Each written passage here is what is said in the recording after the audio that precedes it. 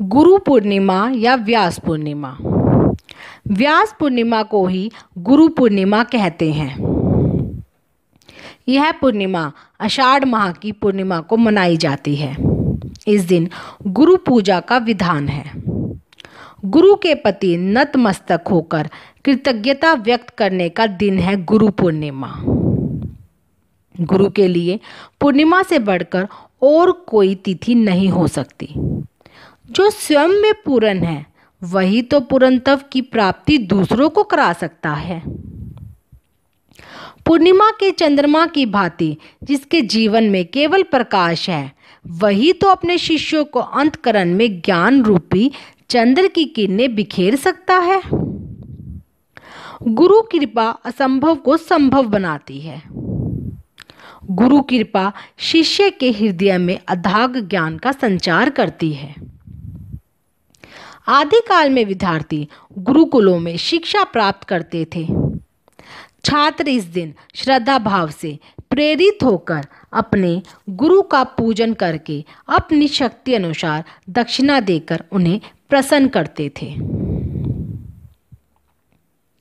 यह दिन पंचम वेद महाभारत के रचयिता कृष्ण द्वैपायन व्यास का जन्मदिन भी है। इसी पूर्णिमा के दिन महाभारत की रचना पूर्ण हुई और विश्व के सुप्रसिद्ध आर्ष ग्रंथ ब्रह्मसूत्र का लेखन इसी दिन आरंभ किया। तब देवताओं ने वेद व्यास जी का पूजन किया। तभी से व्यास पूर्णिमा मनाई जा रही है। 1,00,000 श्लोकों का ग्रंथ महाभारत रचा उन महापुरुष ने और यह दावा किया कि जो महाभारत में है वही और जगह है, वह जो महाभारत में नहीं है वह दूसरे ग्रंथों में नहीं है। यन भारते तन भारते चुनौती दे दी और आज तक उनकी चुनौती को कोई स्वीकार नहीं कर सका।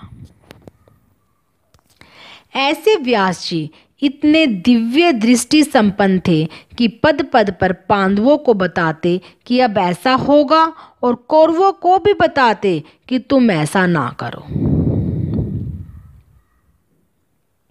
व्यास जी का दिव्य ज्ञान और आभा देखकर उनके द्वारा ध्यान अवस्था में बोले गए महाभारत के श्लोकों का लेखन कार्य करने के लिए गणपति जी राजी हो गए।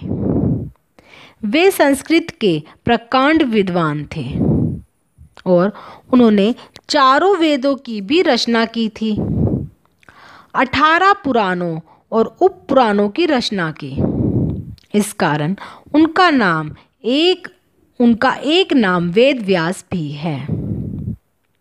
हमें वेदों का ज्ञान देने वाले व्यास जी ही हैं, इसलिए उन्हें आदि गुरु कहा जाता है और उनके सम्मान में गुरु पूर्णिमा को व्यास पूर्णिमा नाम से भी जाना जाता है।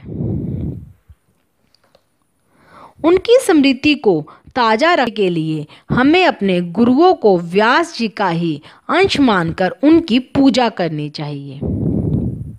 इस दिन केवल गुरु की ही नहीं अपितु कुटुंब में अपने से जो बड़ा है अर्थात माता पिता भाई बहन आदि को भी गुरुतुल्य समझना चाहिए। इस दिन प्रातःकाल स्नान पूजा आदि नित्य कर्मों से निवृत्त होकर उत्तम और शुद्ध वस्त्र धारण कर गुरु के पास जाना चाहिए।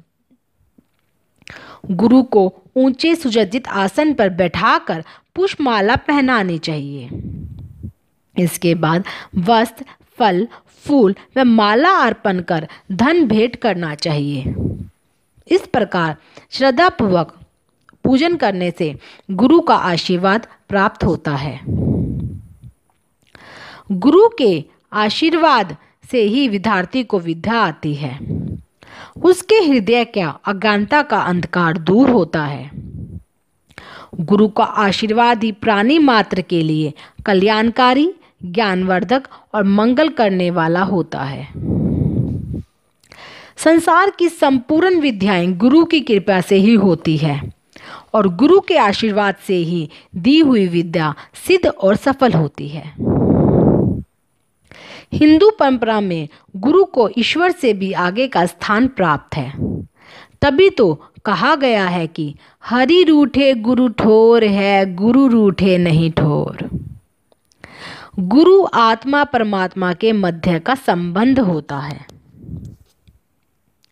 गुरु से जुड़कर ही जीव अपनी जिज्ञासाओं को समाप्त करने में सक्षम होता है तथा उसका साक्षात्कार प्रभु से होता है। हम तो साध्य हैं, किंतु गुरु वह शक्ति है जो हमारे भीतर भक्ति के भाव को अलौकिक करके उसमें शक्ति के संचार का अर्थ अनुभव कराती है और ईश्वर से हमारा मिलन संभव हो पाता है। परमात्मा को देख पाना गुरु के द्वारा संभव हो पाता है। गुरु को गोविंद से भी ऊंचा कहा गया है। इसलिए तो कहा है, गुरु गोविंद दोऊ खड़े, काके लागू पाए, बलिहारू गुरु आपने जिन गोविंद दियो बताए। आत्म बल को जगाने का काम गुरु ही करता है। गुरु अपने आत्म बल द्वारा शिष्य में ऐसी प्रेरणाएं भरता है जिससे कि वह अच्छे मार्ग पर चल सके। साधना मार्ग के अवरोधों एवं विघ्नों के निवारण में गुरु का असाधारण योगदान है। गुरु ब्रह्मा गुरु विष्णु गुरु देवो महेश्वर, गुरु साक्षात परम ब्रह्म तस्मै श्री गुरुवे नमः। अर्थात गुरु ही ब्रह्मा है, गुरु ही विष्णु है और गुरु ही भगवान शंकर है।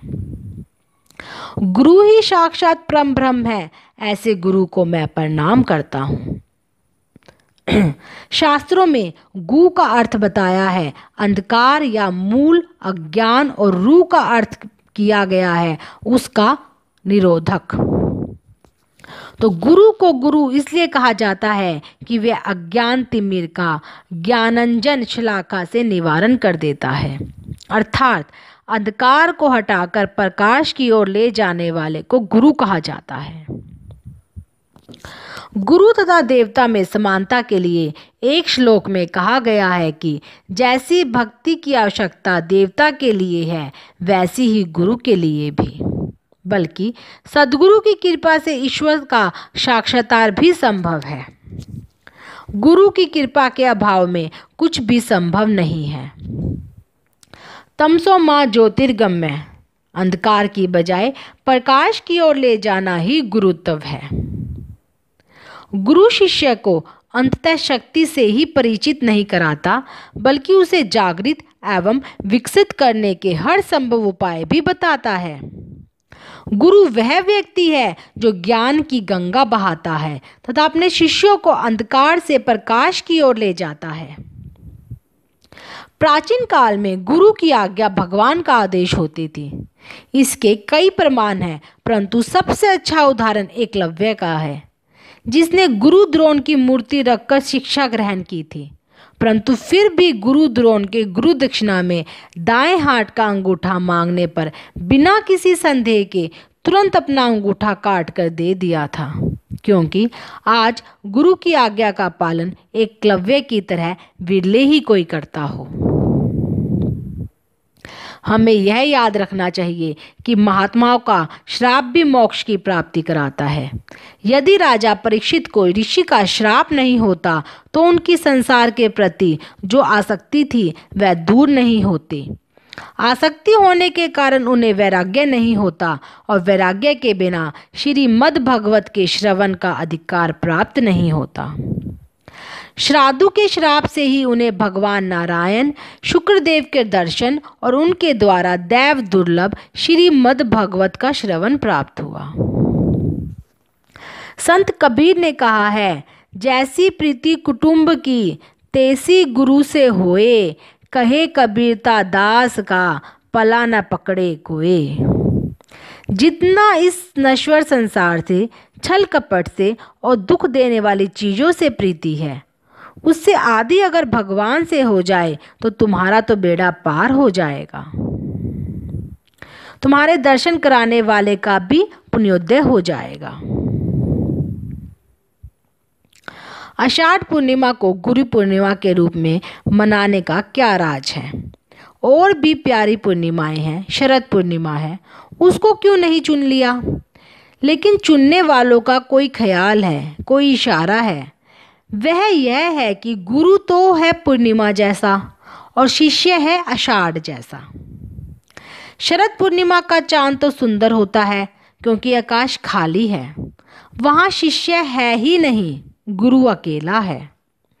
आषाढ़ में सुंदर हो तभी कुछ बात है, जहाँ गुरु बादलों जैसा घिरा हो शिष्यों से। शिष्य सब तरह के हैं, जन्मों जन्मों के अंधेरे को लेकर आ छाए हैं। वे अंधेरे बादल हैं, आषाढ़ का मौसम है, उसमें भी गुरु चांद की तरह चमक सके, उस अंधेरे से घिरे वातावरण में भी रोशनी पैदा कर सके तो ही गुरु है। इसलिए आषाढ़ की पूर्णिमा वह गुरु की तरफ भी इशारा है और उसमें शिष्य की तरफ भी इशारा है, और सब भावतः दोनों का मिलन जहाँ से हो वहीं कोई साथ रखता है। भक्ति काल के संत गीसा दास का जन्म भी इसी दिन हुआ था। वे कबीर दास के शिष्य थे। गुरु पूर्णिमा वर्षा ऋतु के आरंभ में आती है। इस दिन से 4 महीने तक परिवाजक साधु संत एक ही स्थान पर रहकर ज्ञान की गंगा बहाते हैं। ये 4 महीने मौसम की दृष्टि से भी सर्वश्रेष्ठ होते हैं, ना अधिक गर्मी ना अधिक सर्दी, इसलिए अध्ययन के लिए उपयुक्त माने गए हैं।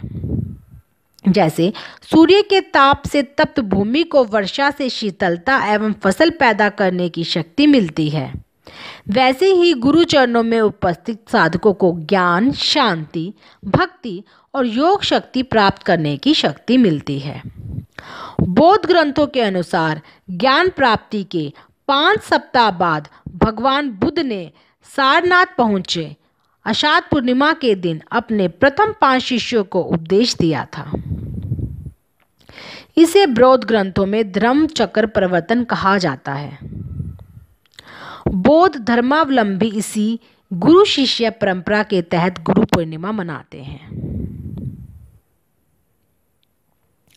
गुरु पूर्णिमा के दिन साधक अपने जीवन में साधना का नया संकल्प लेता है, उसकी पूर्ति के लिए गुरुदेव से प्रार्थना करता है और वर्ष भर से हुई साधना की गलतियों का निरीक्षण कर उसे दूर करने के लिए दृढ़ संकल्पित होता है।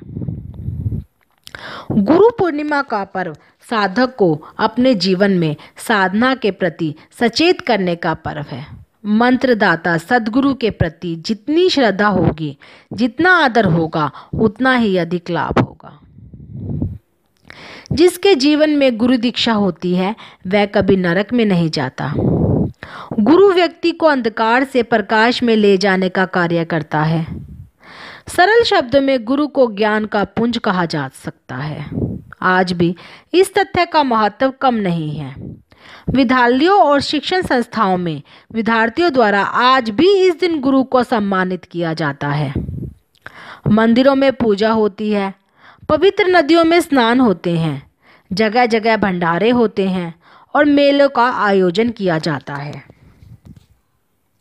गुरु ही साक्षात महादेव है, क्योंकि वह अपने शिष्यों के सभी दोषों को माफ करता है। गुरु का महत्व सभी दृष्टि से सार्थक है। आध्यात्मिक शांति, धार्मिक ज्ञान और सांसारिक निर्वाह सभी के लिए गुरु का दीक्षा निर्देश बहुत महत्वपूर्ण होता है। गुरु केवल एक शिक्षक ही नहीं है, अपितु वह व्यक्ति है जो जीवन के हर संकट से बाहर निकलने का मार्ग बताने वाला मार्गदर्शक भी है।